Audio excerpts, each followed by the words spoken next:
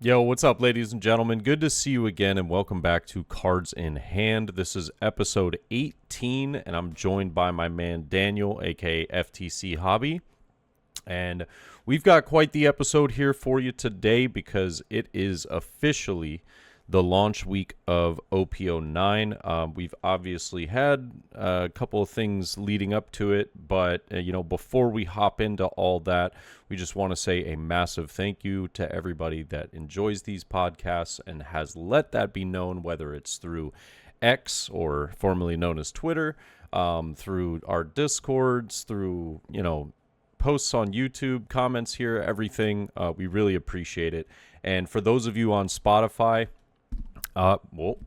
you got to notice, and you know what's funny is you're going to be able to see that because you got to notice it in the last episode, is that we are finally able to now get video uploaded onto the Spotify platform. Very cool. Yeah, so we got not only the audio, but the video as well. So we're going to have all that. Granted, as far as display over here, that's always kind of up in the air as far as editing time and stuff is constricting. But yeah, we kind of play that one by ear. But man, oh my gosh, it's been a while since we've done an episode, but for good reasons. We spoke about it in the last episode. You just got a brand new job, which is awesome. Yeah, and then we just talked about it very briefly there, but it's going well. But also, as every job, is in the world, it's always got its ups and downs. And you got to balance that with work life and family life and everything. But I also just had my wedding. So, let's go. Congratulations, my man. Yes, sir. We are married. We are officially, man and wife. And it was. Welcome to hell. Yeah, brother. This is now a podcast of married men, Hey, true. Hey, this is a family-oriented podcast now. Yeah. So I don't have kids yet, though. Well, you've got fur. What are they called? Fur babies. Yeah, is that what they're referred to as. Yep. So I got one laying right next to me. A little bit more. That's true. Yeah, let me go get my hat and my collar, and everything, and yeah, no, and then you and I will go hit the links afterwards, brother. Have some Michelob Ultra. Oh and, man, see if our parlays are gonna hit this evening and.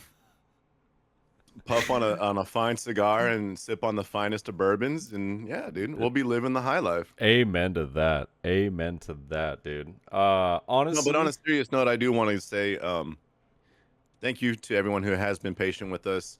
Due to the reasons that Ian had mentioned, it's been tough for us to get on here. Not to any lack of us not playing the game or being involved in any. It's just life. And it happens, but. I can't tell you how much we both appreciate your patience, and thanks for sticking with us, guys. 18 episodes in, and you're still here, so we really appreciate y'all. Absolutely. And I mean, we couldn't be more excited about the future because both of us are, like you just mentioned, very excited for the OP09 meta. We've, like you said, no lack of playing or anything like that because I've definitely been playing my heart out as far as testing on the, streams, but also testing with friends offline and then going to locals, playing in the events that I was actually just about to bring up was the second anniversary tournament. Mm-hmm. So I don't have you been able to attend any yourself so far? I have not. I'm not gonna lie. I've been so occupied with work that I like every ping in Discord and everything, every notification that I've got about upcoming events for locals. I have not been able to make the commitment to signing up for them. So unfortunately, I have not. But that's not to say I might still be able to sneak into one or two if I can pull a couple strings. Maybe we'll see. But I really would like to get in and give it a shot because I had a really fun time with the one they did last year about this same time as well. Yeah. No, I think this is really cool because, I mean, it's essentially a pre-release event, but, right. With the second anniversary, kind of brand on it. So it's got like the stamps of the cards not saying pre-release, but having the second anniversary. Also, always just being the commons and uncommons that we're used to. But I think that the prizing is really cool for this. The fact that they're doing leaders as prizing, yes. Which is, something I hope that they continue in the future. I agree. I personally love that it was the starter deck 13 leaders, the three brothers. Very cool. So far, I've been able to go to 3 events. I have a 4th event tonight, actually, my last one. Yeah. Did you bring home the gold? So funny that you bring that up. I have made it to the finals of all 3 so far. Yeah. And lost all 3. You know, dude, it's funny. Like, this has been for the last like couple pre-releases. That has been like my story every single time. I make it to finals, and then the guy in finals just has the absolute nuts on me, and I'm just like, pause. But yeah, it's that frustration of like, dude, I'm right here knocking at the door every single time. Yeah. And then some guy just ends up just having the absolute gas. I'm like, well, okay, cool, I lose. Yep. So it was funny. 2 out of the 3 that I played so far, I drew so bad out of not out of my deck, out of my packs. Like, oh wow, my packs were horrendous. Like two out of the 3, I got no secret rare. I got 1 SR out of all 6 packs. Like, and I think I got like an Altart Perona Searcher out of one of them, and I was like, cool, 2K counter, I guess. Thanks. Like, yeah, I mean, it's a shiny 2K. Yeah. So I was like, oh my god, I'm cooked. But one of the events, I drew exceptionally well out of my packs. Okay. And I was going to the finals, and I was like, dude, I'm cooking. I'm ready. I'm so excited. Right. I get into the game. We're playing, and I had what was it? I had like a really good start. I was like removing his board and everything, and then he gets to 10 Dawn. And he plays down 10 Dawn Shanks, the SR rush card. And it was the Altart. Like, so he basically just had to disrespect me twice. Oh, yeah. So everything's like, hey, minus. You ain't got one of these, do you? Yeah, exactly. You like that? You like that card, don't you? I had a Jinbei on board, right, which is like the 7/9 vanilla. And he swings into it, and I'm like, okay, the only way that I have a chance in this game is if I protect this. And I'm able to like swing all of it into his Shanks, go all in, and just pray, right? Yeah. So I do that. I counter out. I drop my entire hand, right? And I go. I think I actually got greedy. I think I left 3 Dawn up because I was gonna 2 for a blocker and 1 for like an event to protect myself, right? And so I attached 7. So it's like a 15K. All right. I thought it was a 16K. And then I forgot that I'm minus 1K. Oh, no. So he just gives me 2/2Ks to protect his Shanks, and I'm like, I'm so dead. Yeah. That's a wrap. I'm so dead. You dump your hand, Yep. and then the guy's got a 12K on board. Yep. Yeah, okay. GG's. Yep. So I lost that event, but I technically kind of won in that event, which was really nice. So my opponent and I in the finals were like, hey, you want to make a deal? And he was like, yeah, what's up? And I was like, dude, so whoever wins gets 2 of the 3 leaders. And whoever loses gets 1 of the 3 leaders. That way, we're not walking away with nothing. I like that. We both go home with something. Yeah. And he was like, dude, I'm super down. I was like, all right, sweet. Let's go. So we go, we play, I lose. He was like, I'll let you choose. He was like, I don't really care. I just wanted Sabo. That's all I wanted. And I was like, oh, okay. I was like, I wanted Luffy. I want Luffy. You do. Yeah, you do. Yeah. So I got Luffy, and he got the other 2. And I was like, dude, that's a win for me. I'm happy. So I have my Luffy leader. I'm good with it. But I'm hoping I can get all 3 of them tonight at tonight's event. I like the cards. If I'm being greedy, I wish they were textured. I like the art. The art's really cool. You know, they're hollow. Yeah. They're nicely done cards. They are the 7-Eleven promos that were in Japan. That you could get via 7-Eleven purchases, oddly enough.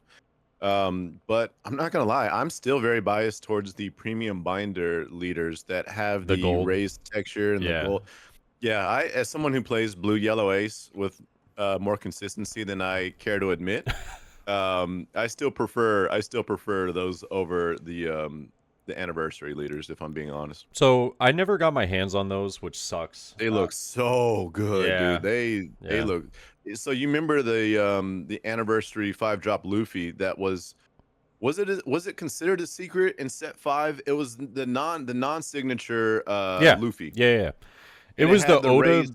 yeah, the Oda art, but just not Yeah, the signature one. Yeah, right. But the texture, it had raised texture, the yeah, gold raised texture, and that's what you see in the premium leaders that came in that binder. And when you have it up against that black contrast that those 3 leaders have, whoo, it looks clean. it looks Yeah, so good. So I'm like, you know what? Like, I'm bummed that I'm not. It's more so I'm more bummed that I'm actually missing the event because even in winning, like I still prefer the other leaders if I'm playing with them, but it's more about the pride of saying I won the event, right? absolutely, Yeah, absolutely. for sure. And I'm hoping I can get it tonight, but I think these events have been fun. It's a great way to get it's a great way to get product in people's hand as well, just because they send all of the boxes to the stores specifically for these events, so it Right. does like it kind of populates the Hmm. the spread of all the cards and whatnot, which is awesome. Um, the tricky Keeps the part, local scene healthy. yeah, People. I'm telling. There's people that come out of the woodworks like, bro, I ain't seen you in like 6 or 8 months. Like, yeah, yeah, yeah. oh, I'm here for the anniversary one. I'm like, yeah, okay, fair enough, fair Yeah. enough. No, I love that. I actually, yeah, Yeah, I do I too. did get to see a couple friends that I was like, "Oh man, I haven't seen you in a while." But Yeah. I enjoy the fact that they're doing this, and it's just the pricing is really cool. Yeah. And another event that is going to be coming up shortly. I made a very short video about this as well, just because I had a friend in our Facebook group that was posting about it, and I was like, "Oh, this is really neat." I didn't know that it got posted. It was just a brand new event, but it was the New Year event that they're going to be doing for Hmm. the One Piece card game. I don't believe they did a New Year event last year, right? I don't. I don't remember anything of the nature. No. No, yeah. So I think this is relatively new, but super cool. It's a constructed OP09 format. The participation pricing is what gets me excited about this event, right? All right. So I think it's a 32 player. Let me just double check. I'm pretty sure it's 32 players tops. I think it doesn't specify, but I believe One it's would one would imagine like the kids yeah. that they send out are probably designated for 32 per Yep. event. Yeah. So some stores might be able to host multiple events, but the participation pricing is really cool for this. I think it's awesome, because a lot of people didn't get to make it to nationals, and if you didn't get to make it to nationals, there were a bunch of yeah, yeah, but there were a bunch of event packs and stuff that you could only get if you attended the event. And so Right. for participation for this, you're getting a starter deck one Nami card with a different artwork to it, which I thought was really neat. So like the 13th iteration of that card, It literally basically. it literally is. It like That was insane, dude. Like, how many prints of this card are we gonna so, get? so It it's literally like there is not. I don't know the numbers, but I feel safe on going on record and saying that card has the most amount of versions and iterations, like, yeah, by far. no, Like, it's 100%. Yeah, it's crazy. Like, we're just gonna keep cranking this card out. It's funny. Like, at this yeah, point, it almost feels like trolling at this point. Like, really? Like, yeah. we're getting our 14th Nami. Yeah, Cool, it's cool. All funny. right. It's funny you mentioned that because I said the exact same thing in the video. I said, I do. The artwork looks amazing. It's almost like a mosaic with different colors and stuff like that. It's Nice. really cool. But I will say that yeah, it's a little disappointing that it's the same card. What are we I doing? mean, we love Nami. We all love Nami. Sure, Like, sure. and I'm excited to have my 13th, different version of this card. But at the same time, it's like, come on, bro. All right, let's get something different. There's a lot of Yeah, other cards we could bump up the list of yeah. necessity than that Nami card. Exactly. Yeah. But I think it's really cool that they're also doing the Championship 2024 event pack. This is from Mhm. Nationals. This event pack you were given two, well, one of for participating, but two if you signed up early at the national event in Texas. Mhm. And I was able to get two of them, and I was like really hoping, like fingers crossed, that there was a chance that I would pull the Luffy card. The cereal The Luffy. serial Luffy, unfortunately, I did Yep. not. But that means there's a chance people are gonna go to this event and pull a cereal Luffy. Oh, really? Yeah, at their New Year's event. That is so cool. Oh, shot, Yeah. dude. So I love the fact that they're doing something like this.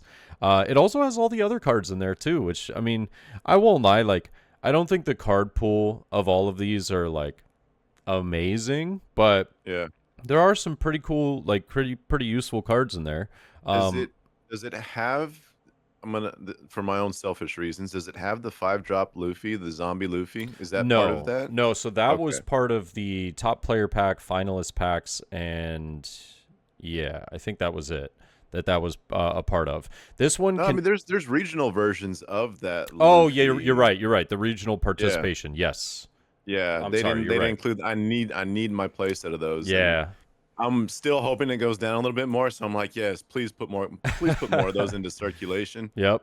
because I need my playset of those. Now this one had like the 3-cost blocker Monet. It had the Okay. 4-cost law that was like it's the 4-cost black law that's rest your leader, Oh, KO of yeah, 1 yeah, cost or less. It's a right. Dressrosa type though, so like it could be I don't know if it would I be mean potentially Usopp yeah, instead Usopp or in Rebecca. right. Yeah.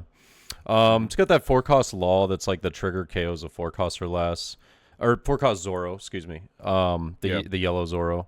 It's got the 3-cost Sabo red, 1-cost purple Yamato, 4-cost green Jinbei. That 6-cost Momonosuke, which I think that card looks so sick, but it's a vanilla. But like it still looks so sick. Yeah. Yeah. And then they also have the 1-cost blocker law for blue. And I was like, all right, that's the artwork on all of them looks amazing. There's some of them that Sure. are promos, so it's good to get your hands on stuff like that. Sure. But also for the event, the top 3 players are going to get an additional pack. So you get an additional Championship 2024 event pack. So you can get 2 All if you right. get top 3. Pretty good. And Yeah. then No, I'm signing up for all of those. yeah, I'm yeah. signing up for all of those. Absolutely. And then the winner is getting a full art version of that participation Nami card that comes with a winner stamp. So I love this. There is no application for it just yet on the app, but Mhm. I think it's very cool that they're doing something like this and including the packs that you could only get if you're going to nationals. Not everybody Yeah. can make it, and not everybody can get their invite to stuff like that. Mhm. It's not like the easiest thing to do. So the fact that they're making this available to everybody as well is awesome. I love to see stuff like this, and it always makes me happy to kind of see them trying to expand, maybe some of the bigger prizes as well to, Mhm. just your local games and whatnot. And I think that's always a plus, in my opinion, always a net Yeah, no, I positive. mean anything you can do to kind of inject some energy into the local scenes is only they only stand to benefit from, right? Like, because Hmm. I don't know if you've noticed, but One Piece in my community, while still very strong, has seen a tapering with attendance when it comes to mostly weekly locals. We still get big turnouts for like case tournaments and some of the bigger prize tournaments. Yeah. But on average, I think the local scene has gone, in terms of attendance, has trickled down a little bit. And so anytime you can kind of like inject some life into, events like you're highlighting, Yeah. it just drags people back out, and then it kind of like recaptures, their interest within One Piece. And Yeah. so, to your point, the more creative ways they can kind of bring that positive, like good energy and like, hey, this is fun. I got some cool events. There's some cool stuff on the line here. Like, this only stands to benefit not only the community, but One Piece TCG as a whole. So I'm all for it. Like if this becomes like a biannual kind of thing where they have like these 2 really cool, unique events throughout the year, like that sounds like a good strategy to me. Yeah, agreed. I would love to see, something like this every year because the one, it's a great way for them to divvy out like some of the extra Mm-hmm. packs and prizing and stuff like that. And Mm-hmm. there's also just promo cards in there that you can't get anywhere else. Like Right. the only way you could get them was through, if I'm not mistaken, like it was just regional participation, or it was, Right. yeah, it was something like that, or it was like event packs that you either get through treasure cups or regionals. And yet again, those are very tough to get into because everybody's signing up so quickly. Right. So I like that getting these cards into the hands of so many players in the community is fantastic. Agree. It also like brings down the price of some of these like absurd, like some of these cards are absurdly priced There, for yeah, no like you look at reason. these. Like Yeah, I know. Like last I looked, and I get that it's Luffy. So like Luffy and Nami, Zoro, like you've got characters within OP that, regardless of their playability, are going to maintain a certain level of value because collectors, they're very sought after with collectors. And so I was looking at that zombie Luffy, which, yeah, to my knowledge, is not played in any single deck right now. It was a thing there for a Lucci, little while, yeah, right? Just kind of like a tech. But I don't. There's not a single list that I've seen that runs it.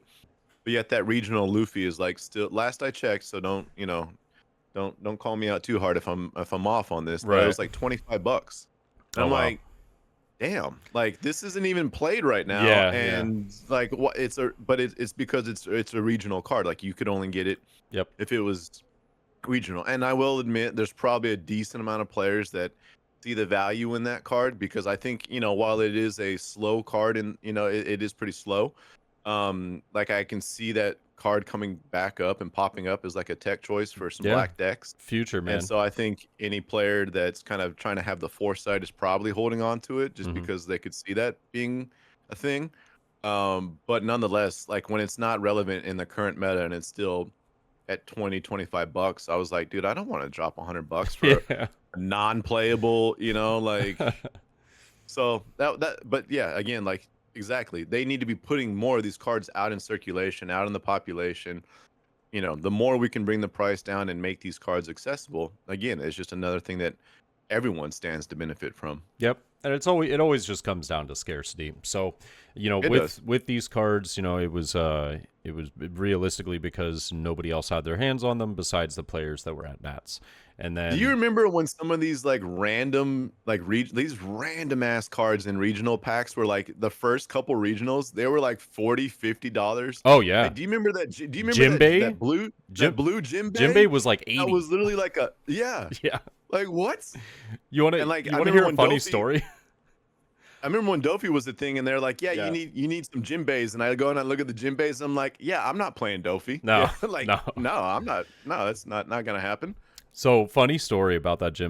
Jimbei. And I kind of it when I look back at it, like I sort of feel bad, but at the same time, like I don't, because it was priced higher than You the. hosed someone, Ian. No, not really. Like he really wanted it, and he offered me I, the card.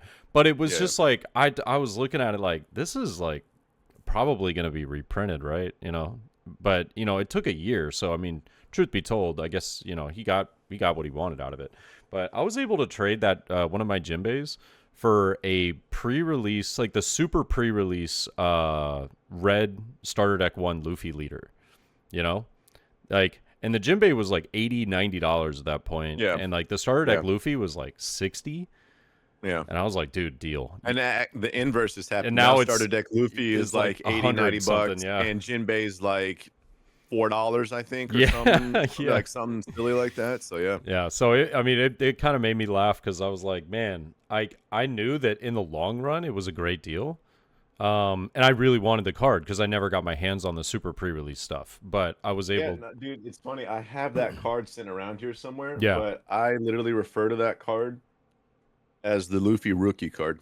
yeah, yeah. I mean, it That's was the first. the That's the first Luffy card ever printed. yeah, it was the first leader card that I ever played, so I was really happy to get my hands on it, but. Congrats on securing the Luffy rookie card, my friend. Yes, sir. Yes, sir. And yeah, I like that. Yeah, without or excuse me, with less scarcity, it's gonna bring down the price of some of these like promos and available cards that Yeah. people wanted to get their hands on. So I thought that was really cool. But all of these events really just colliding and leading us into the very beginning of OP09, which Yes. I am personally beyond Mhm. excited for. There are a lot of people that I've seen, and going back to what you said just a minute ago, where you were like, oh, the local scene's either been, it's getting a little lower, but like the big events are a little, they're looking good and healthy. I have seen similar things, but it's a little different. So like what I have seen is that, there are players that have been playing from the beginning that are Mhm. still with the game and still enjoying it and absolutely loving it, right? Sure. then there are players that played through the game, and then when kind of like the Whitebeard bans and like red bans and stuff were going on, they were like, I altered out my deck, and then this happened. Now I don't want to play anymore, right? Yeah. And then like Sakazuki and Red Purple Law, very similar. Players started to not want to play anymore because they were like blah blah blah. But yet again, this is just a small, Babies. yeah, this is just a small demographic, but it's noticeable that you see the change at locals. Yeah. Personally, what I've seen is I have seen some less players, but more new players, right? Mm-hmm. So I've seen a lot of new faces coming into the game where I'm like, oh, I've never seen this person before. And they're like, oh, yeah, I just got in like maybe about 3 weeks ago. And I'm like, oh, that's cool. So I like that there's a lot of new players coming in.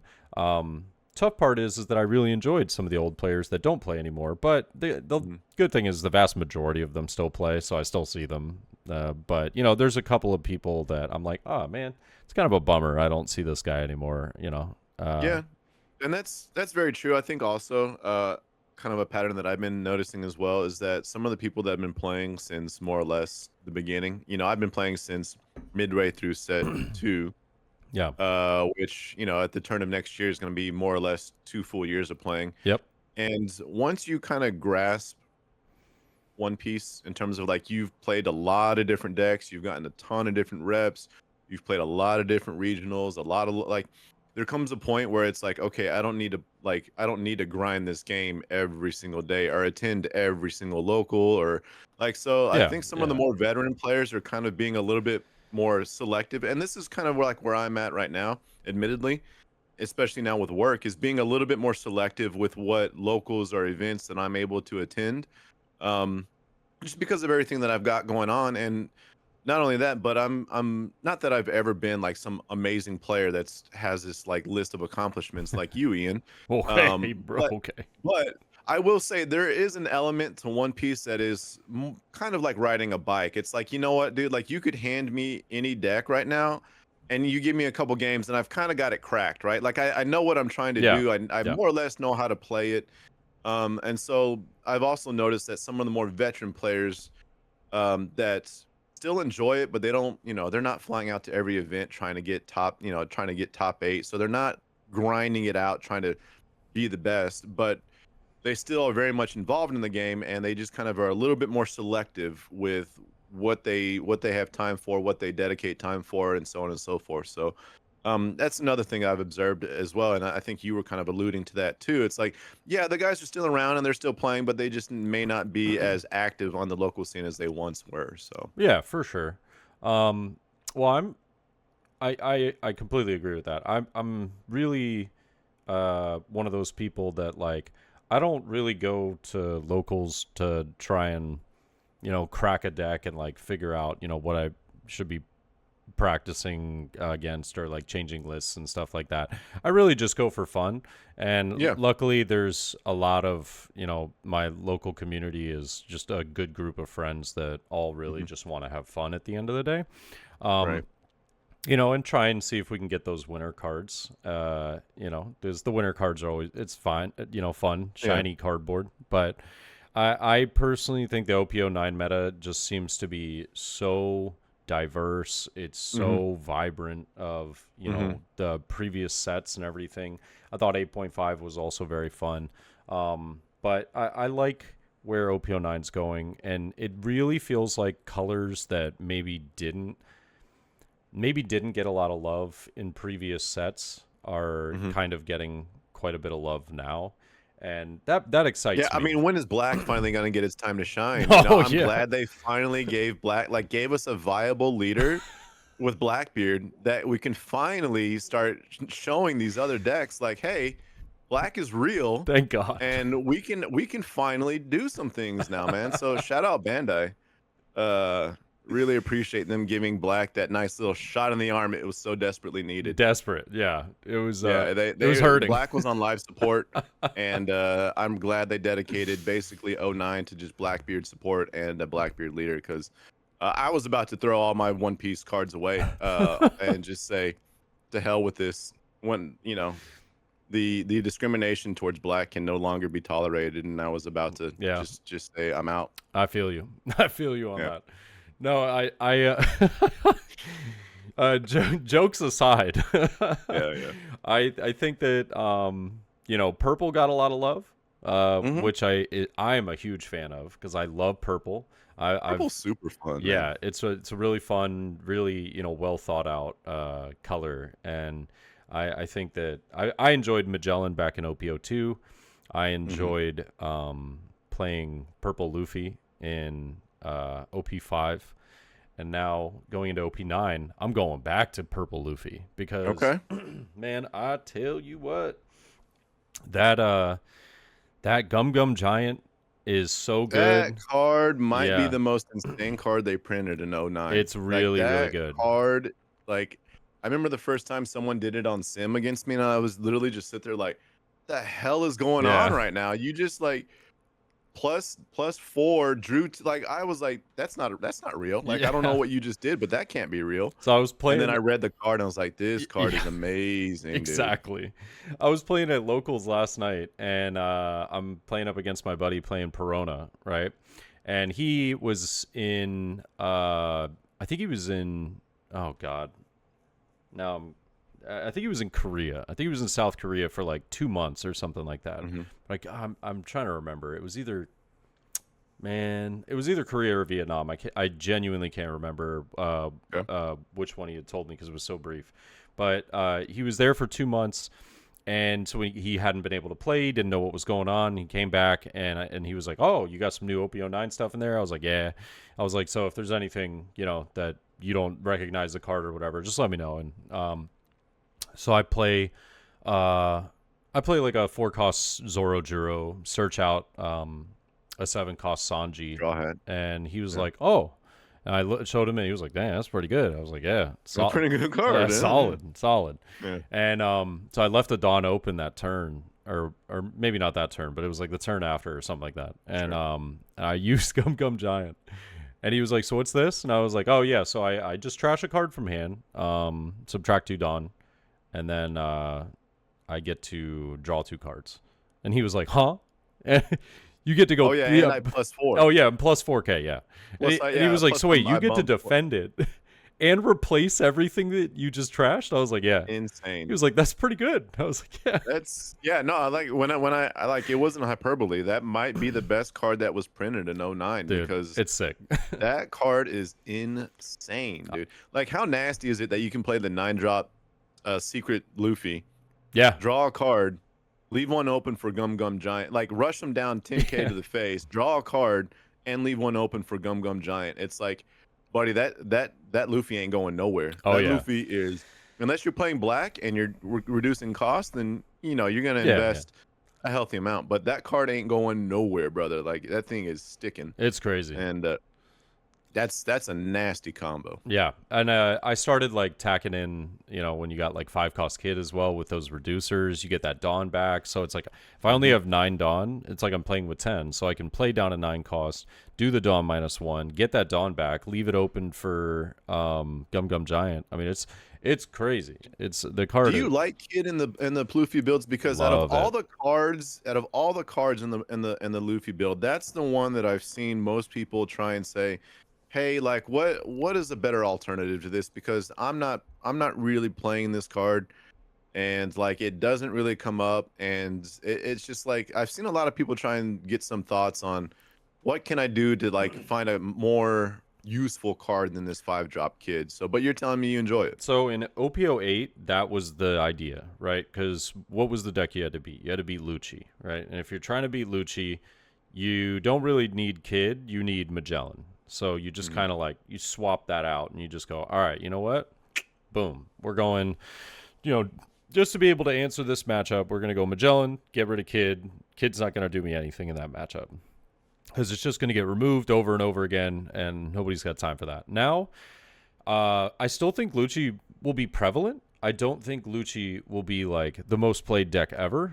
No. For OP09, because it's got a really tough matchup into Blackbeard.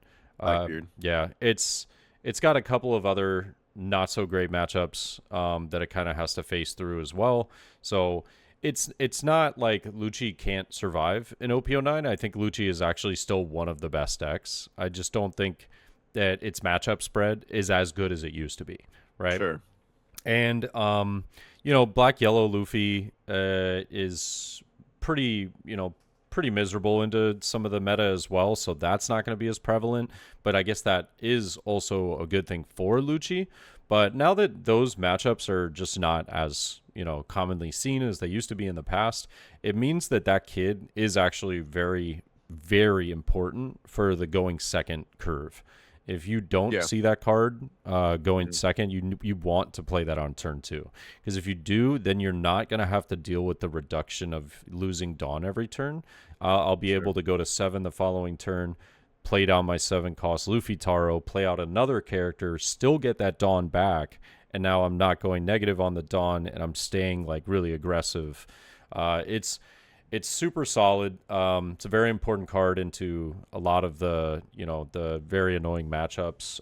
Blackbeard Are you also. at Oh, Are you at 4? I'm at 4. Absolutely. Wow. Okay. Yeah. That card's crazy good. What are your thoughts on? Because I've seen Queen kind of be the alternative to that. Like Queen gets that on play value, obviously. Yeah. And I'm wondering, like, do you think maybe a split of like 2 and 2 might be a thing, I or don't think it's like the worst thing ever, but Queen defeats what you're trying to do for your going second curve. So like Queen is basically Queen is the idea for the deck late in the game, right? yeah, to stabilize, Yeah. like get your cards filtered, and Yeah. The tough part about that though now is that you're also tacking in Gum Gum Giant. So if you're doing a Dom -1 and potentially like another Don minus something, then you're also doing 2 Dawn minus with Gum Gum Giant. It's just a little too much D ramp.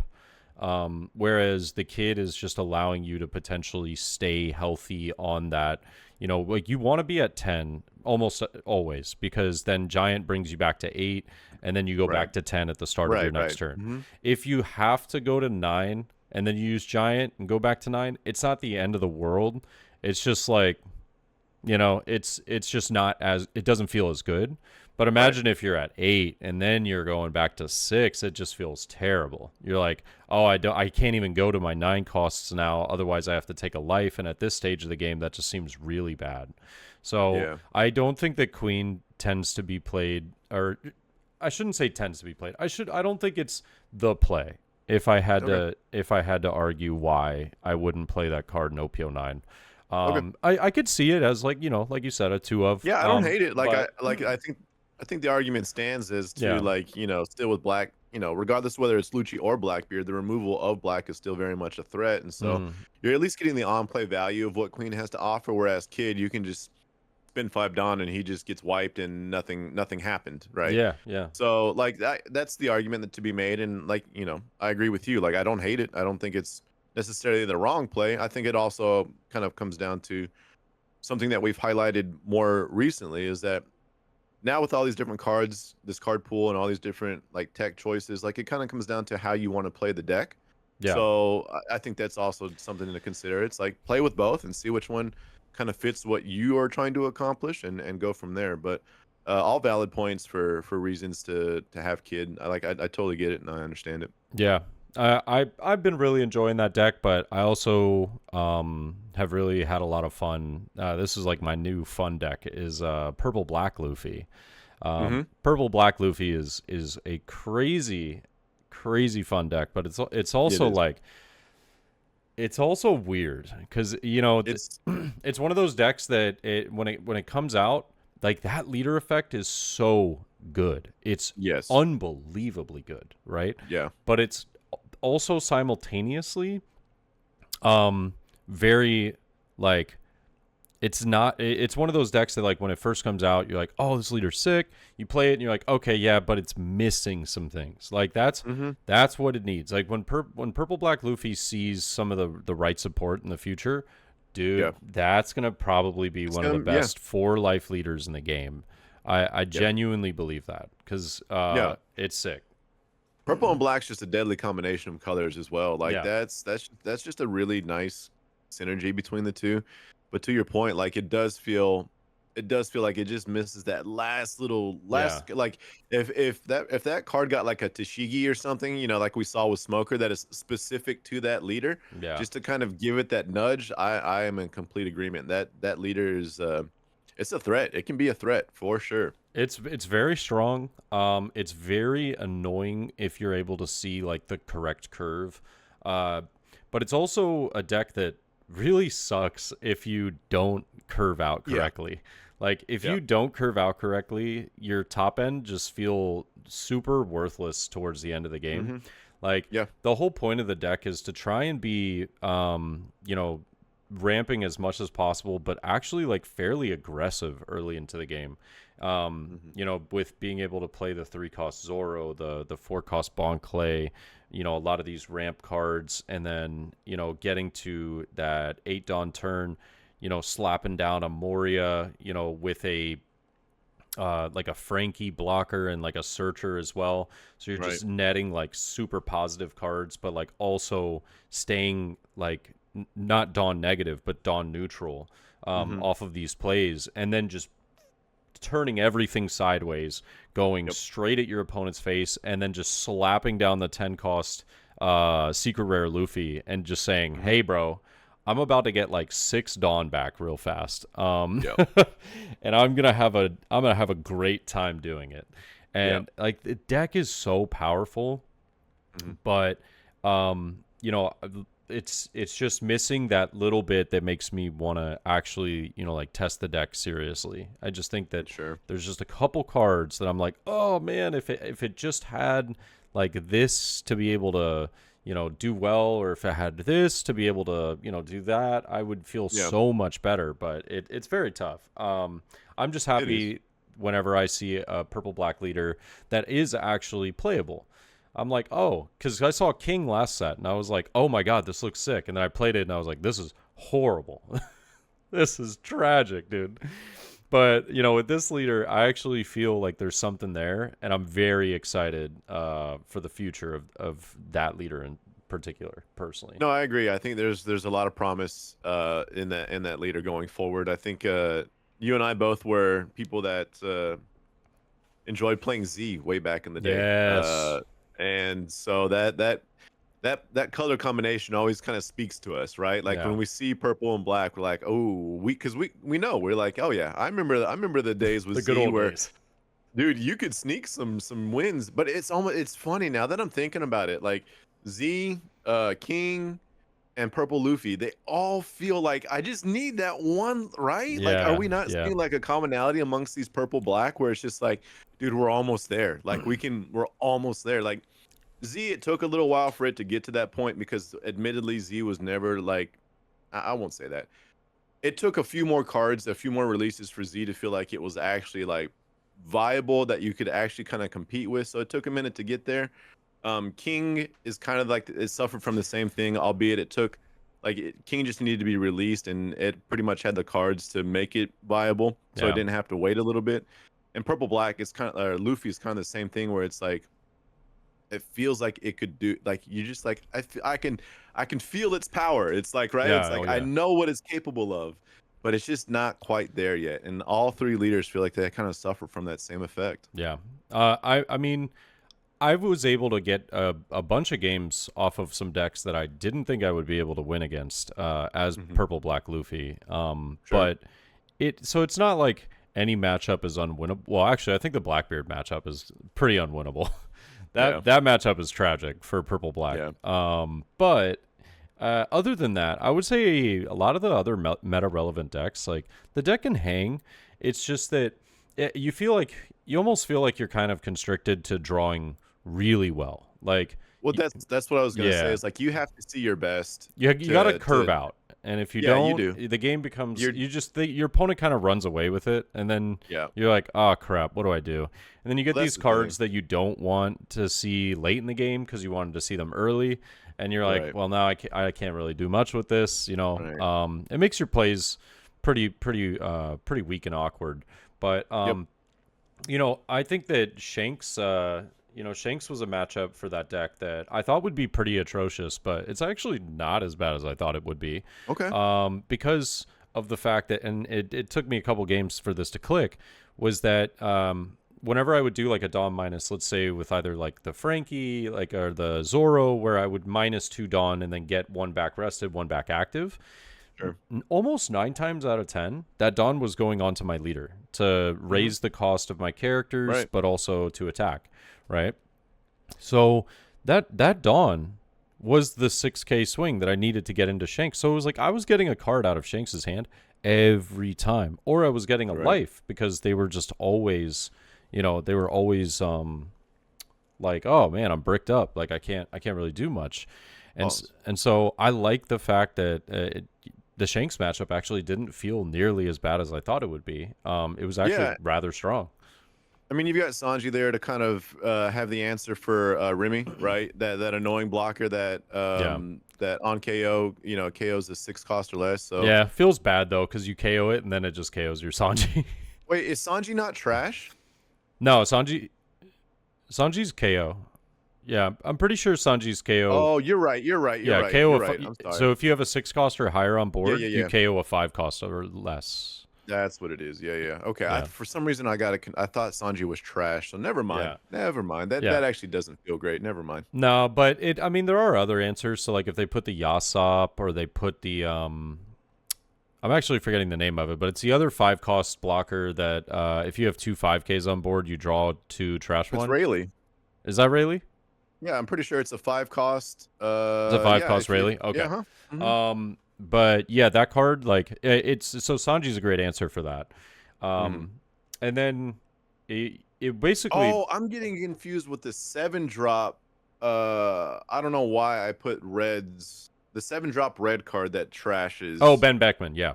That's where I was putting that quality onto Sanji for whatever reason. I was getting those two reversed, but okay, that's the card that trashes. My bad. Honestly, talking about that card specifically, dude, Shanks is such a weird deck that I played it a little bit. I've watched some games. Shout out to Eggman. I was actually watching Eggman's tournament last night, where it was in the finals. It was Shanks and Bonnie, and. This Shanks was, he saw basically like nothing early game, but into the late game, he was able to see like all of the removal that he wanted to see. He was able to see all of the big cards and everything. I mean, I was like, dang, all right, how does Bonnie come back and win this game? Very very simple answer: 10 cost Ophi. There you go. Yeah, 10 cost Ophi is a pretty good card. That's pretty good. Yeah, but it was really surprising to me when I watched it. He didn't really have a lot of the early plays, but then I realized, like, because I was thinking, like, right after turn 3, when Shanks had played nothing to the board, I was like, oh, Shanks is done. This game is over, right? Yeah. It's not even going to be close, right? And it really showcases how strong that deck is. Just from playing like 10 cost and 9 cost cards. Like it played down Dragon on curve, played down 10 cost Shanks that removes a 10k or lower, played down a 10 cost Rush Shanks. I mean, like, I was just staring. Top end is nasty. It is nasty. I was staring at that board like, I don't, how would you answer that? Like, what are you going to do? If he didn't have 2 10 cost Ophis to be able to answer that, it was game over. Yeah. It was a wrap. And so it's tough, man. That Shanks deck is very strong. That's what's really cool, I think, also because Shanks feels like the deck that it can be tricky at times to pilot correctly. Like it's not just like a go dummy kind of deck. Yeah. Which I think is an attribute that we give to red quite often. Just like, hey, play your cards, smack face, right? Just like be aggro. And it's nice to see mono red leader have this like touch of nuance to it, but also be really strong. Like, when was the last time we had mono red be prevalent within the meta? Dragon was our last mono red, and Dragon didn't do anything. Trying to think previous to that, like, we just haven't had that mono red. That's about it. Yeah.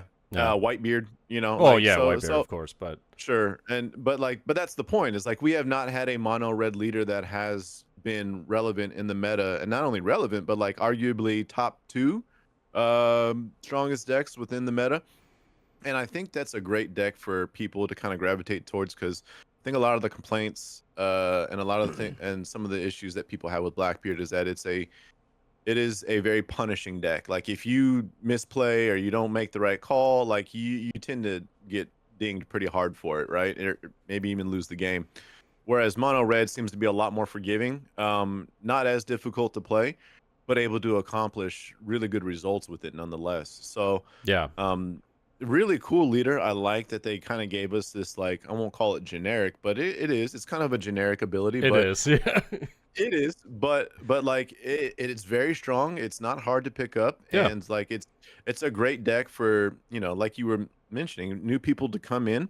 And I think Shanks automatically makes it like you're gonna be competitive if you learn the deck well, if you get your reps in. It's not incredibly hard. But and it's fun. Like I'm not gonna lie. Like oh it's yeah, still like I can't tell you how many times I played Zoro, or like I've tested Sanji and things, and I'm just like, play card, slap face, play card, slap face, play, and it feels like there's a little bit more nuance with that to Shanks, and it makes it more fun to pilot in my opinion as well. yeah. I agree and disagree. So Okay. yeah, I agree that you're right. It's a little more nuance, It is. I mean, but we're but talking mono it's red. How in yeah, depth can yeah. we really get though? That's the That's what thing. I mean. Yeah, because at the end of Yeah. the day, it's a red deck, so Right. it's just play Hey, look, card, I'm trying to slap like spin face. this Yeah, as positive as I can, that you're just yeah. not gonna ooga booga, Hey, rush down your face and slap you I don't. with red cards. Yeah, I don't hate the deck. I really like it. I think it was well designed. That's my And point. It's a yeah, well-designed deck yeah, and everything. it's fun. I Hmm. agree 100%. But I do remember I don't remember who it was, but I had somebody in my chat that was like, you know, yeah, like Shanks isn't like an easy deck to pilot. And I was like, well, hold up now. Hold up now. I was like, I don't think that it's like the easiest deck out there, sure, right? Yeah. I think there's definitely more like, you know, if you want to use lack of a better term, but brain dead decks. But Hmm. at the same time, like it's up there. Yeah. It's not that hard. No, I that's was like, fair. yeah, you play big card. Big card did thing. Swing board pass. And like the where I find where you said a little more complicated nuances with the deck is if you are running the package that is using like reducers and stuff like that, That's the and difference. and you're trying to like combo Silver's Rayleigh with like having a Red Hawk in hand. Like there's Right. really intricate ways that you can That's, go about removing your opponent's board even on their turn. So and I that's think that's that's where I'll agree. That's why I said I agree, but I also disagree. I was like, because it depends no, on that's yeah, no, and that's fair. I mean, and I think that actually highlights another cool attribute to the leader and the deck collectively, is that you can take two different routes with it and have success with both of them. You can play this like slap face, style where it's just very aggro and you're just trying to like drag, you've got four dragons in your build and you're just yeah, slapping them with dragons and shanks there. mm-hmm. Or you can play the more controlled, reserved, Rayleigh, Red Hawk, and take a little bit more of like a precision, like surgical kind of approach towards it. Yeah, And both are viable. Both have success. So like I think, again, like I'm just trying to highlight like how cool it is that we have a mono red that can take yeah, two different approaches towards the game. Not incredibly hard, like it's still beginner friendly. yeah. Like all these things, like it's just a well designed, well done leader. And what's the typology? What the red hair pirates, like I'm forgetting the Oh yeah, term red hair for like, pirates. Yep. yeah. So just like a cool grouping of cards. And so, shout out Bandai for making it fun. Not only that, but like Shanks appears to be a fan favorite within the Oh anime dude, as yeah. well. So Oh so yeah. like, it seems like, they did it justice. They did Shanks justice. Agreed. That is actually a really and good point because and they've done they've some leaders bro, dirty, bro. dirty, Dirty. dirty. key. So like, you know what? You came out with the Shanks leader and it's Uh, cooking. So, you know, props to them for that. Dude, Sanji has been done extra dirty. Every time that man Yeah. gets a leader, it's rough. I'm like, dude, Yeah. what are we doing over here? What's happening here? This is tragic. Like I feel bad Yeah. for my man, you know? Yep. It's embarrassing. I got friends that are waiting on Brooke. Like, dude, you've given like every straw hat a Yeah. leader. Chopper's got a leader. Where's my boy Brooke? You know, like, Yep. come on. Well, we need Jinbei. We need Brooke. We got Robin now. We just got Robin. Speaking of, I've actually played. You know what's funny is Yeah. I'm probably gonna carry Smoker into '09 for me and make some adjustments. Okay. I'm gonna play Blackbeard as well. Yeah. When I want to really try hard, but I think Smoker at this point like is just kind of like I was saying, riding a bike for me. Yeah. Granted, I need to adjust some of the top end because the meta's obviously changed. However, I've played Nico Robin the most out of '09 so far. Oh, purple yellow? Yeah, I actually and haven't played it at all, so enlighten me. it's not that great. It's not that great. But however, Damn. I have ripped. I have literally just like one for one, more or less. I think there's like a 2 card change, and it's just a difference in ratio. So it's not even like I plugged in a new card. I just changed the ratios of a Eastern player, Ryan Kai, who also was like a big Smoker player as Mhm. well, and kind of got some inspiration for him for my Smoker builds. Granted, I went like a completely different route, but nonetheless, he has an Egghead Nico Robin package, right? Mhm. And I've been playing this Egghead Nico Robin, and I'm gonna tell you, it catches people off guard like crazy. Yeah. And actually, Purple Luffy is a matchup that I'm like, bring it. Like I the Purple Luffy matchup I actually think is probably my strongest matchup right now. Oh. Yeah, Shanks is hard. Blackbeard is hard. Blackbeard, uh, it sucks because if they play like 2 of those little Lafitte's or whatever, what are they called? Yeah, the searcher, Lafitte. You're right, and I'm having to use my leader to swing into those. Yeah, it I'm feels just bad. like, it feels. I mean, not only does it feel bad when you have a normal leader, but when your leader, like is banish, you know, and Yeah. you're not even getting the leader ability because you're swinging into a character. Right.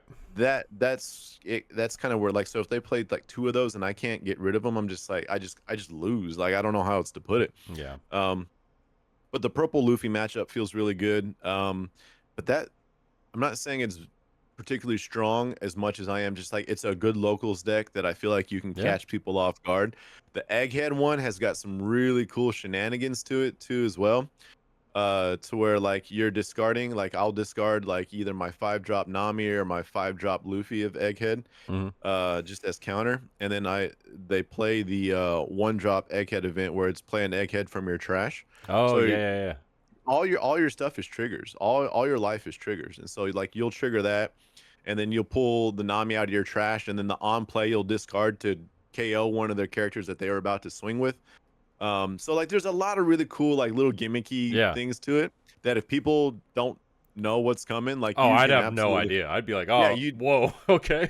yeah, absolutely. I mean, you know, it's like it's super top end heavy. You're playing 9 Yamatos. You're playing or you're playing 4 of the 9-drop I knew Yamatos. what you meant. Yeah. Yeah, you're playing 4 of the 9-drop Luffy's, the secret 9. Luffy's. Yeah.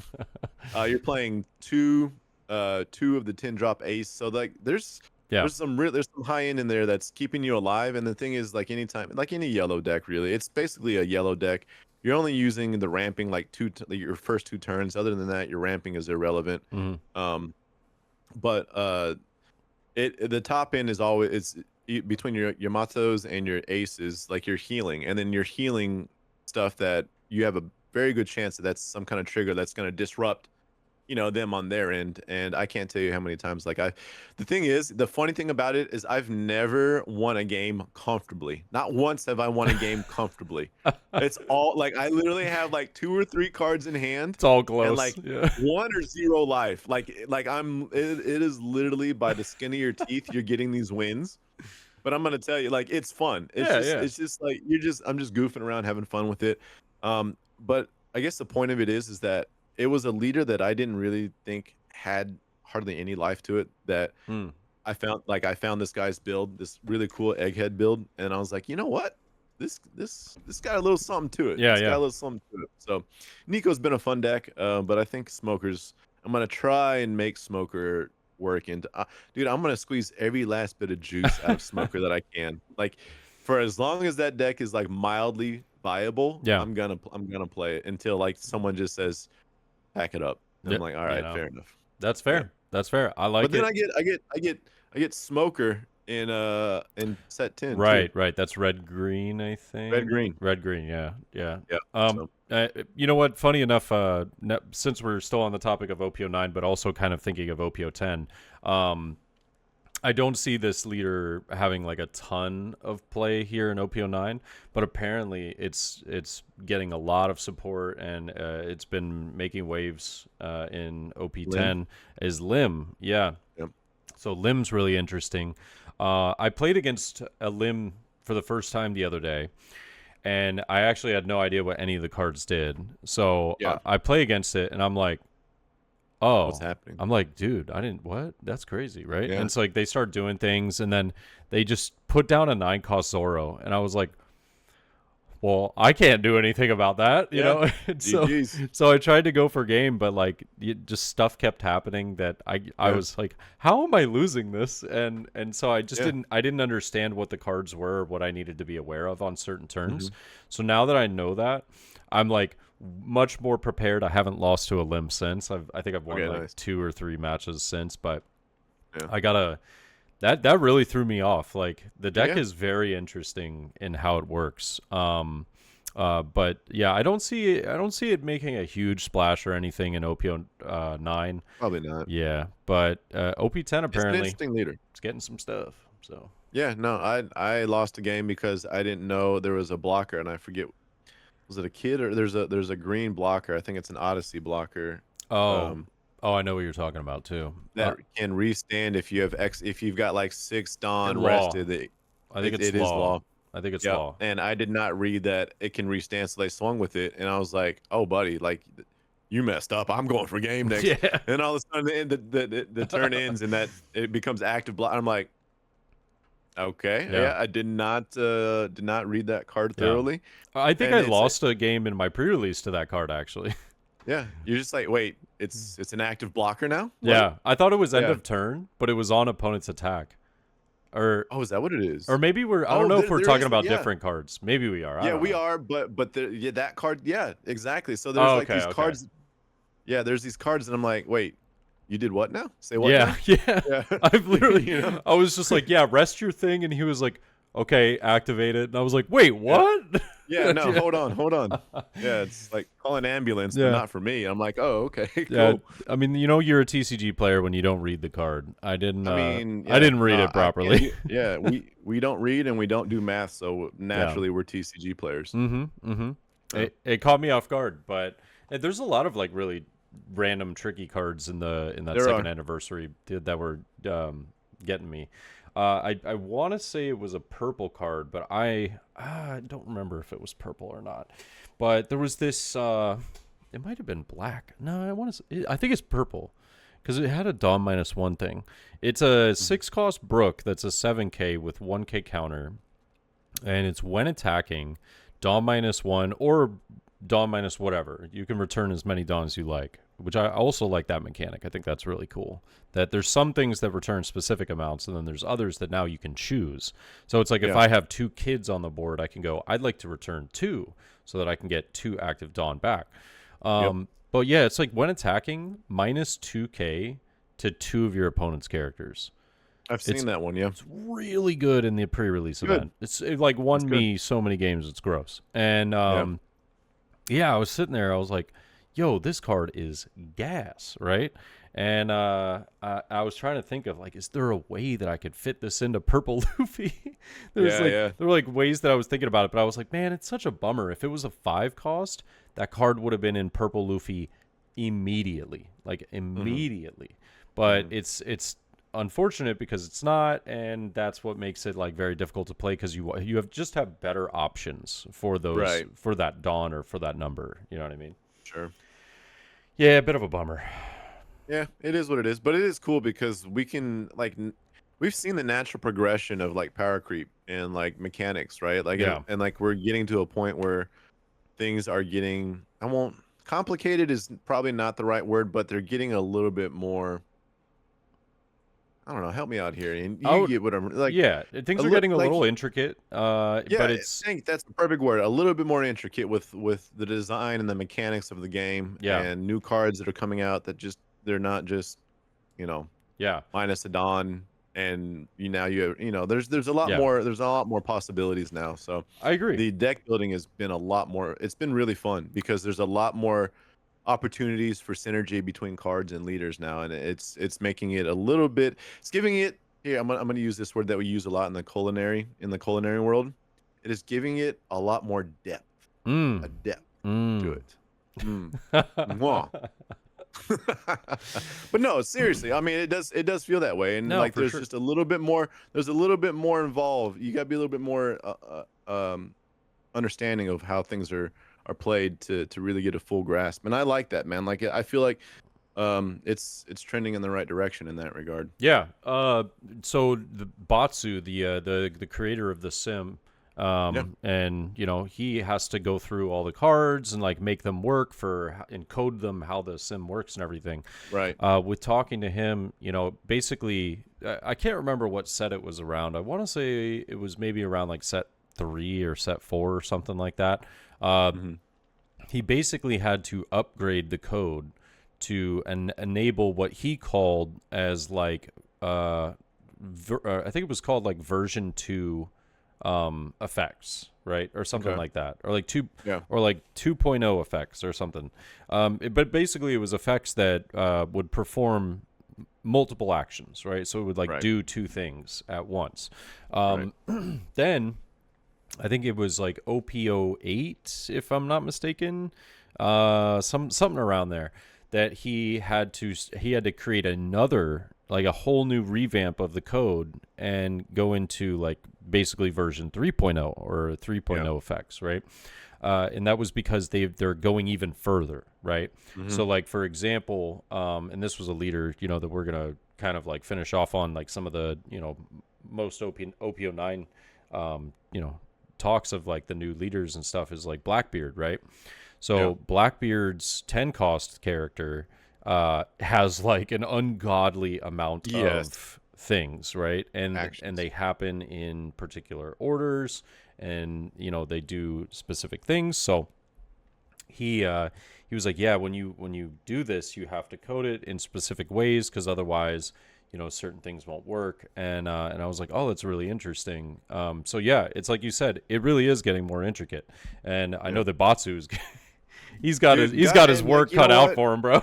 He's, Let's take our time to, and we do this every opportunity, and I won't stop, yeah, is to say thank you to Batsu, yeah, because the amount of time, effort, and energy that goes to, and Latasio as well. Let's give him a yeah, shout out as well. Batsu, I know, yeah, huge round of applause to both those gentlemen. I know Batsu sent out a tweet saying, "Hey, hang in there,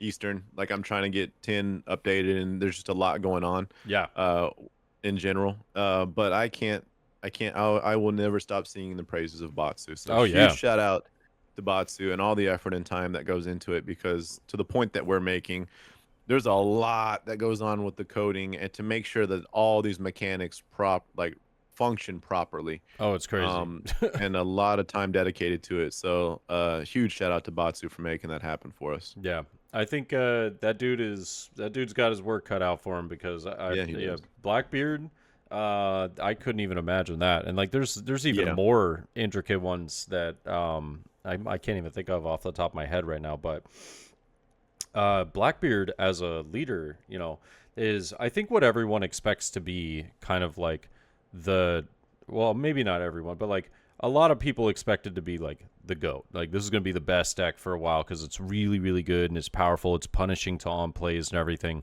It is a very difficult deck. It is Yeah, and not straightforward at all. no, It, no, it no, no. And I yeah. think that's what's gonna keep it from being like, if we're gonna go on history in terms of East versus West, right? Mm-hmm. We're Whitebeard. Like, God bless Yeah. America, we're Whitebeard players, right? Like we're gonna play the hell out of red. We're gonna like herder it down and ooga booga and just cause mayhem and chaos and be aggro. And so like I'm gonna be honest with you. Anyone that I think was gonna think that they're gonna pick up Blackbeard and just have success, I think they're in for a very rude awakening. And when you combine that with the fact that Shanks is sitting right there, as a viable, strong deck that is not nearly as hard to pilot, Hmm. I think I think we're gonna go back to God Bless America mono red with the NA.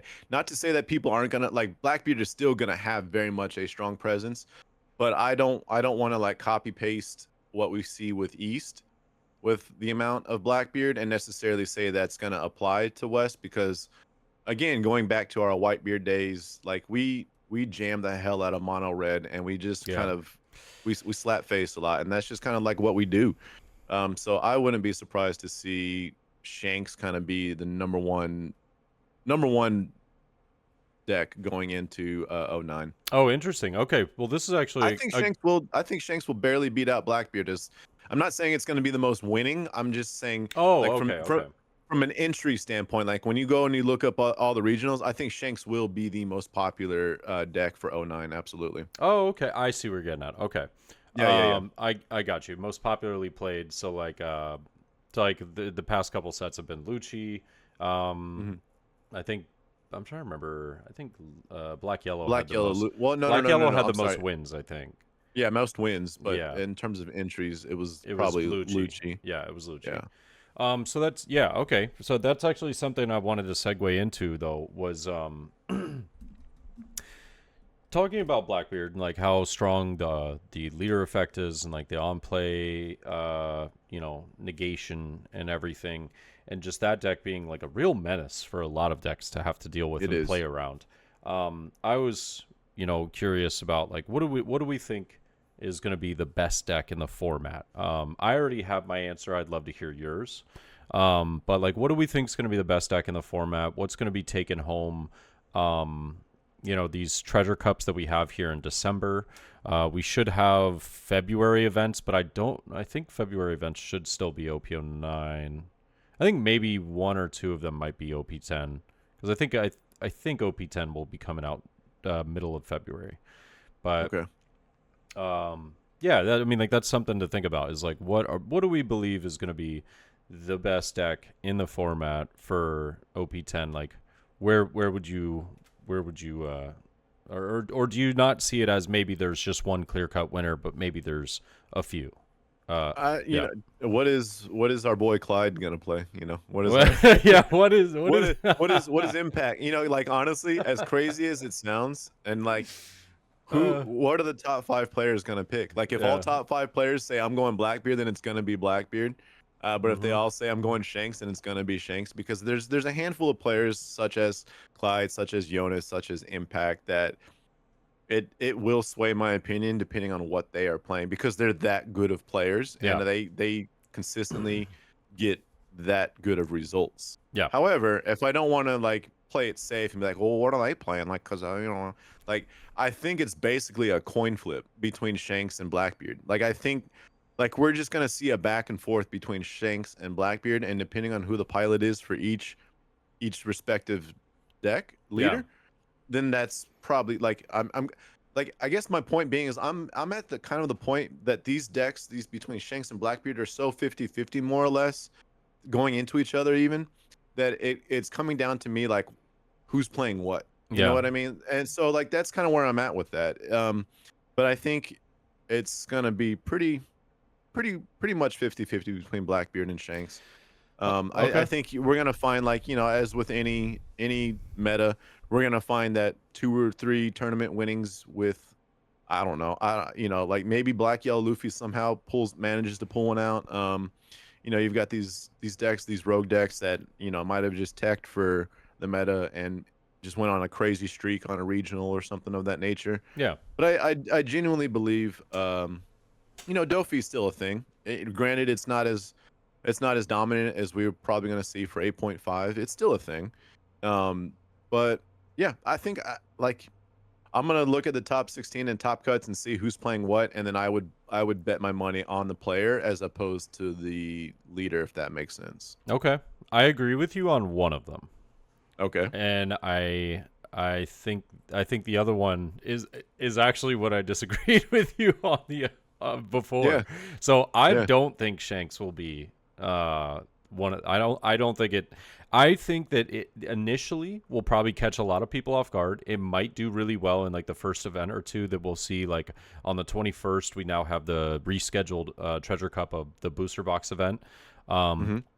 which, by the way, side note, most people know this by now because it was very, talked about on Twitter as well as in the Discord. But yeah, the event being rescheduled and having trouble that day, it wasn't the booster box's fault. Right. A lot of Right. people thought they hit like a terminate button and like completely shut off the event and whatnot. That's not what happened. The website was down. The Bandai TCG Plus website was having issues as well as the app. So it was an issue on Bandai's behalf, and Booster Box was Which trying to do everything to rectify it. Didn't work out, and they had to take a lot of heat, bro. And Like, I was just going to comment on that. This yeah, is actually a great opportunity for us to remind people, like, keep your mouth shut until you actually get details, man. yeah, Because, like, with respect to Booster Box and other organizers, like, these people bust their ass to put on these events. They put, like, they've got people that are volunteering, trying to help out to make this all as enjoyable an experience. And I'm not, I'm a dad and all. I'm not going to, like, dad lecture y'all. But at the same time, like, I can't tell you how many people I was like, screw Booster Box, like how could they mess this up this bad, and like before we had any details oh about yeah, anything. oh yeah. The And I'm just Discord was like, going guys, like, crazy. they Oh, were going insane. Like the amount of slander and bad mouth that I was seeing Booster Box get was like, dude, like we don't even know what's going on, right? Like yeah, we know that the tournament's obviously having technical issues, but we didn't know who's to blame on this, yeah, right? And so unfortunately for Booster Box, they got all the heat. yeah. And then come to find out it's actually like an issue with the back end on Bandai. And it's So like, oh, okay, well, my bad. yeah, Like so yeah. let's be a little bit more reserved when it comes to So wanting to slander tournament organizers when these types of things. I think what it is we're also so like PTSD from all these other events that have the not national event run was really bad. Yeah, the nationals, and there's been a few like TCs. Granted, it's only like it's been spotty here and there. It's not like been like a consistent thing. yeah, But I think enough people. I think the majority of us have felt um, tournaments not running the way they should to some level, to some extent. yeah, That when these things occur, it brings that back up. Like, oh, here we go again. yeah. But let's be a little bit more reserved and hesitant to start condemning people and tournament organizers until we actually find out the details. I agree. But there was also like I understand some people's frustrations. It's because like at the end of the day, you either some like for me personally, like I took off work, right? I Yeah. took off work to play in the tournament. And it's like I know other people did as well, and so like I can understand you're losing out on money to play in something that you're like, hey, I'm not. I planned my whole day around this, so I get some people's frustration, but at the same time, it's just like you said, okay, keep, let's find out what's going on first, and Yeah. then we can, And I'm start really throwing accusations out and all that. But I Yeah, don't and I'm know. not trying to say people don't have a right to be frustrated. Like Yeah, by yeah, all yeah. means, trust me. Like Ian, you remember you heard me bitch for all day about nationals, dude. Oh So man, like, dude, that was poor yeah, Ian. I was just like, yeah, screw this game. It couldn't have gone any worse. yeah, No, but so I get it. Like I've been that person. It's not so it's not to say you don't have a right to be frustrated and to vent but just make sure you got your just try and put details. it, put your frustration where it's deserved. You know what I mean? Bingo. Yeah, Bingo. That's all I'm trying to say. yeah, Because the people that tried to put on this tournament and organize it and make sure that y'all had a good time were not the ones to blame. yeah. And they put a lot of effort and energy into it. And the unfortunate part is that they had no control over it. Dude, the So funniest part about that event was I don't even remember. I don't know who this guy is, and I have no idea who this guy is, and I don't mhm. remember his name. But there's this random dude in the Discord just like adding me, right? And putting like, oh, the Luffy TV paid off the tournament organizers to rig it and whatnot, and I No was just shot. like, yo, Like that's got to be a troll. dude, and 'Cause everybody. there's There was, no it way. was a bunch of people. No, here's the thing. This guy really apparently didn't like me. He kept adding me and like putting really the most bizarre stuff, dude. It was he like added me and said, you know, the Luffy TV or the Luffy TCG is a you know, he's a POS. Like he argued with me about this one thing that I was right about or something like that, and I was like, dude, what? What? And then he was going off about like how it was like I lost round one and this is my local store, so like I told them to restart the event. I was like, Oh dude, my. this is the funniest thing I've ever. Now, granted, I did lose round one, and it was rough. It was super rough. I called the owner like after they had to reschedule it and everything. I was streaming while this was all happening, so I wasn't Yeah. gonna call him while it was going on, but because I know they were fucking really busy. But, Yeah, he but ain't answering that phone. no, he'd have been like, dude, screw yourself, now. dude, not right now. Yeah. But I call him afterwards, and he's just like, oh, dude, he was like, this has been like the worst day. He was like, we're having Yeah. like the Bandai's website is having troubles and stuff. Apparently, the Europe tournament that happened beforehand also had the same troubles, and I was like, oh man.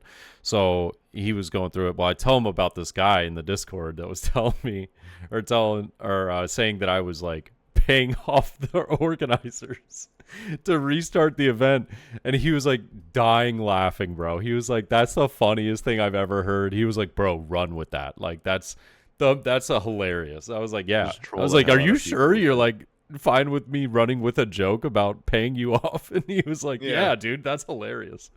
Yeah. So I made like a Twitter post about it and whatnot. It was pretty funny, but I remember that. Yeah. yeah. So, but funny enough, just to get back on track, we went on a bit of a dive. No, I there know. for a second. We took a huge detour. Yeah, it was there, a but detour there. I want to hear about your Shanks. Yeah. Like why you don't think Shanks Well, is a thing. so I think I don't. It's not that I don't think it's a thing. I think it's one of those decks that once you learn how to play against it, it's really not that bad. Like it's like, oh, okay, I got it. Like I've got it figured out. You could still lose against it. They can high roll. They can see like all the necessary pieces. But a lot of the times they're just gonna brick, and you're like, all right, well, I win. Okay.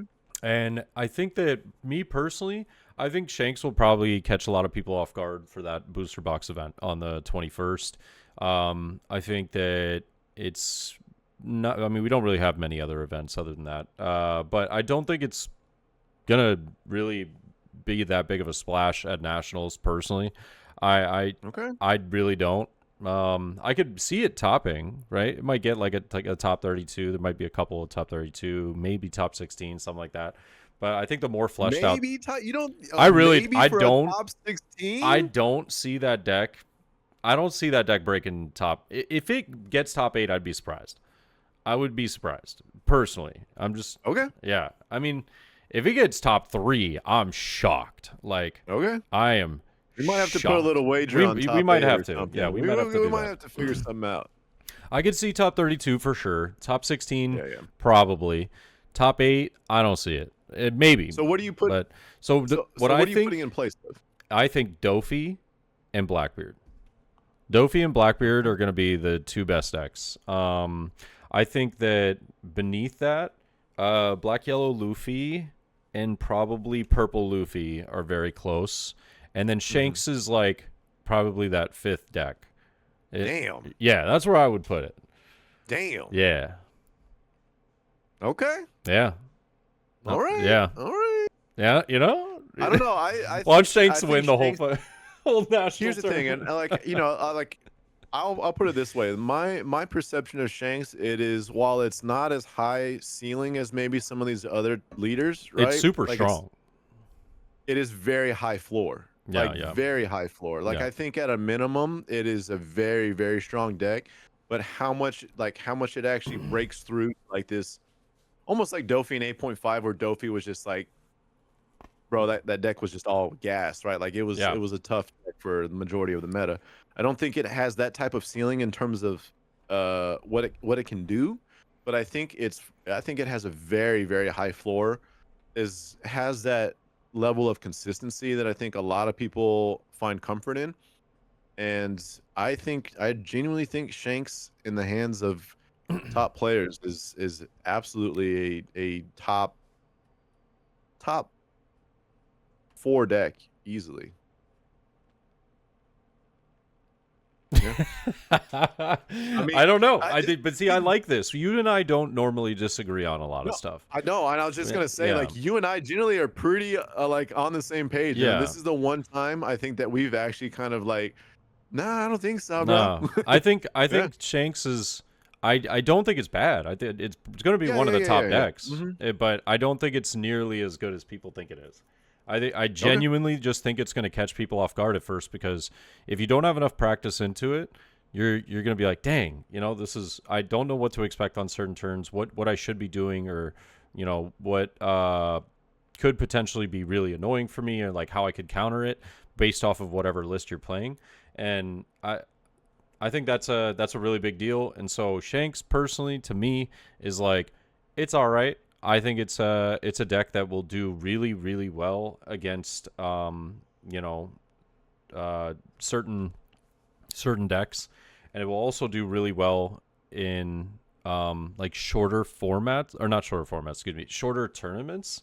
Yeah. But if it's a really long, like you're talking, 7 to 9 round tournament, even 10 rounds potentially, I don't see Shanks going the distance, especially Damn. in best of threes and stuff like that. With it having to go through like the incredible amount of times that deck can just brick and you just lose on the spot is like Mm. absurd.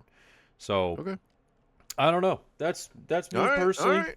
Yeah, I think Blackbeard also is just Blackbeard beats a lot of the decks that are the best in the format. Blackbeard is quite literally a meta-defining leader. Yeah, it's a really good leader, but I also don't think that there's going to be enough people that are good at running it There's for not. it to like be popularly winning everything.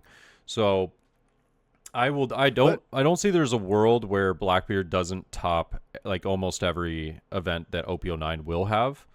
I just don't think that it will be like I don't personally believe that it will be able to pretty much I don't know like win every single event as much as I guess that's what I'm going for. I could see it yeah, no, topping, I get but what you're yeah, saying, yeah, and this is where like I had to kind of add that asterisk to like who's going to be playing that deck, because like you could say the same thing about Black Yellow Luffy, right? Like it's a harder deck. Like you gotta know your matchups. You got to be able to pilot it yep, well.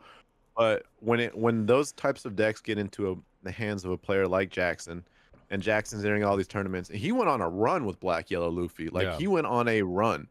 So and so like I kind of view it in the same light as like if one of these top players like Jackson, like Impact, like Jonas or someone like sticks with sticks with Blackbeard, I could absolutely see them kind of being consistent with top eights with that leader, yeah. because it has that potential to kind of have the same results as a Black Yellow Luffy in the hands of the right person. Oh, 100%. That's, Yeah. it's always in the eyes of the beholder. If you're, the best of the best, you're going to make a deck just feel that much more powerful than it should be. Yeah. You know? Yeah. And I've seen that and I've watched that in many ways, and it's so annoying to me personally, cuz like I've played against Blackbeards as Purple Luffy that I'm like, man, this matchup ain't even bad, right? Right. And then I play up against like really good Blackbeards, and I'm like, all right, this This isn't sucks. as good as I thought it was, you Yeah, know? this is not fun. Yeah, and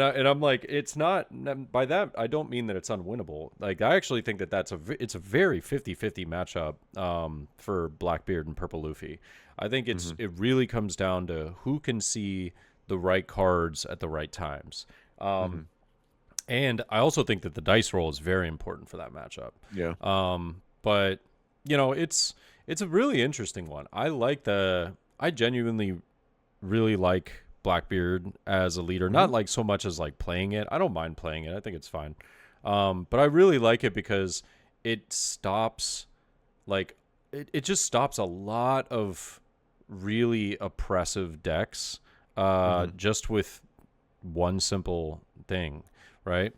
And the one thing that I don't like about that deck, though, and I will stand by this, is I think that Jesus Burgess or whatever, Yes. I genuinely hate that card. I think it should be banned. Ah, That card is trash. It is. There's no reason for it to have the what it has. uh, It's yeah, absurd. That card is it absurd. is. It is hilarious. That Yeah. is a funny card, It's man. so It is, silly. and it's super annoying. It is so Yeah. super annoying. I don't know why like cards like that exist. I think that's such a stupid. It's a terrible design of a card in my opinion. That's just me though. Okay. That's just All me. right. Fair enough. Yeah. Hey, I've heard many a complain about that card, so I Yeah. get it. I think everything else though about that deck is so cool. I love it. It is. I I wish it was. find the on KO draw card to be really annoying, but it makes sense. It's just Yeah, like, you have ugh, to. it's annoying. Yeah. Yeah. It's I wish my problem with it, because naturally we gravitate towards black. It feels like Mm. when new leaders and cards come out, it's probably it's not that fun of a black deck to play, if I'm being honest with you. Like, I just don't have as much fun with it as I feel like. It's not as, I think what No, it I is, agree. it I doesn't, agree. like, it kind of Yeah. has this one square mission no matter what you play against, right? Yeah. Keep the board clear until you just 10 drop it, Yeah. right?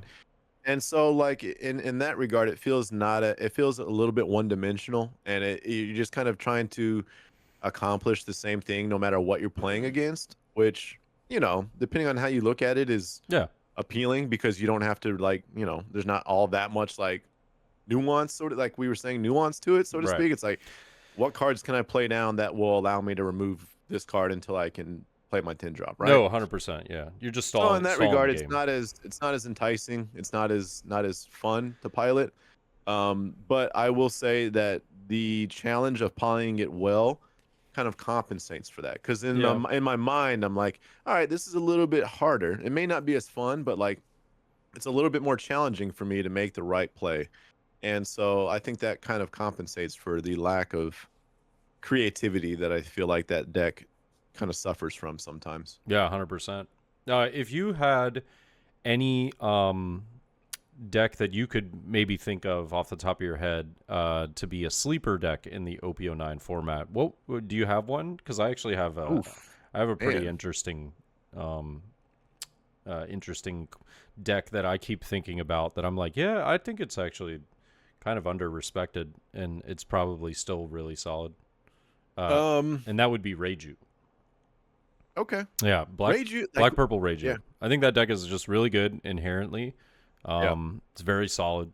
It actually has a pretty decent matchup spread into a lot of the matchups.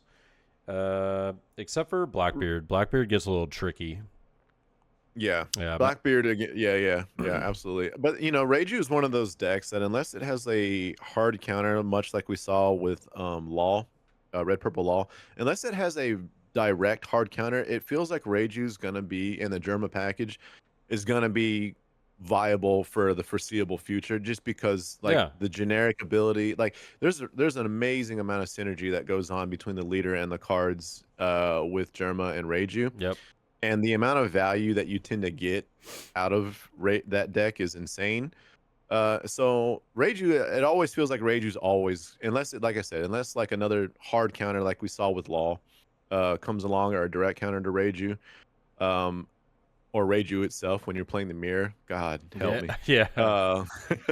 Uh, like, it feels like Reiju's always going to be have a certain level of relevancy to it. Absolutely. Mm-hmm. Um, a leader that I don't think is going to be viable per se, No, just like a but sleeper deck. Oh.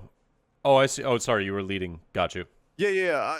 I don't think it's going to be viable. Like, I don't think you're not going to see any top 32s with it, but it got a lot more gas and is actually a super fun deck to play that I used to play back in the day, that I would catch people off guard with locals, is Red Purple Kid. Oh, okay. That deck is super fun. I love playing it. It's another one of those leaders and builds that it's just like, if your opponent doesn't know what the heck's going on, you can absolutely just Yeah. blindside them with some heat. Yeah. Because it got that But it's not purple particular. restand card, right? It got like Yeah, a it's yeah. got a 5-drop killer That that allows you to. The cool thing about it is I can swing with Kid minus a Don, yep. restand, and minus and +2 on my first swing, so I can swing 7. Oh, and then I can play Kid, restand again, and minus another Don. So it's not it's not once the per leader turn. ability. Yeah. Yeah, the leader ability is not once per turn. That's So you cool. can really Yeah. gas it. And it also has that 2-drop Punk Rotten, a 2-drop event that Restands, it's yeah. like dude, is it? I think it's like plus 5K, like some ungodly Oh, amount oh of yeah. juice. Yeah, you're right. I think For that's it's a, a isn't it? I thought it's a 3 cost. Maybe it's a no, 2. It might be a 2. Yeah. it's a 2. It's a 2 for sure. I just don't know whether it's a +4 or plus I 5, think it's but +5. I remember. I think I I think it remember is it being too. +5. I'm Yeah. almost positive. So when you think about the possibilities with Punk Rotten and that restand killer in Yeah. hand Yeah. with that leader, like you're smacking people twice for amounts that they're just like, where the hell did this come Yeah. from? Yeah. Like, so like, I don't think it's, again, you're not going to see it in top 32s, but it has become a playable, super fun deck because of all the red purple stuff that has come into. So Cool. shout out to the red purple kid. Nice. Love that. Yeah. I love that. Well, you know Yeah. what? Dude, I mean, honestly, I couldn't be more excited about some of the stuff. Like also like RP Luffy, has some pretty interesting stuff now with That's adding. another one that Nico Robin just dusts. I've dusted Yeah. every single RP Luffy with Nico. Yeah. Like Gum Gum Giant though being added for that deck, and Yeah. the 9 cost Luffy, the Rush, all of it's really just good. Good stuff. And I mean, like, there's a lot of cool additions for a lot of decks now that can be played very interestingly. But Yep.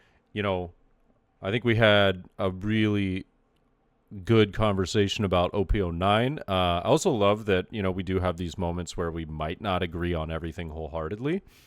Finally. Yeah, right. Jesus. No, because it makes for interesting points. Like if you do see something, from one perspective, you can try and when I listen to you, I can see it through a different lens, or vice versa, Yes. and whatnot, which is really nice. But, ladies and gentlemen, over the next episode or two, depending on schedule and stuff like that, we have holidays coming up. We got family. Right. We're 100% going to have an episode out before the national event. So before January, God, yeah. before the national event of January, in January 4th in Orlando. We'll definitely have an episode out, probably, maybe between the holidays or something like that. Yeah. We'll see how it Me goes. and you do a little. You know what? We need to do like a little Christmas or holiday where we get some little Santa hats and peppermints going. I got hey, a we talked Christmas about- sweater and everything, bro. Maybe we should live stream on your channel, our podcast, and we could have a little episode? sippy sip. That'd be we fun. could have a little sippy cup. Little eggnog on the side. Yeah, and we can kind of make it a little bit more of a festive affair, and then convert it into our podcast on Spotify and so forth. But I think that would be fun. Yeah, it would be super fun. And you know what, holiday season, little eggnog. I like where this is going. Yeah. Well, ladies and gentlemen, if you like that idea as well, obviously let us know down in the comments, or on Spotify. You can leave us a comment as well. But, the social medias will be up on the side if you want to drop us a follow. Obviously, with what we just talked about, it would be live streamed on YouTube as well as Twitch. I do multi-streaming every night. So drop over, say what's up. But follow us on X, Twitter, all that good stuff. And great episode. Looking forward to the next one during the holidays. And guys, hope you have a good one. Until the next time, peace. Peace out.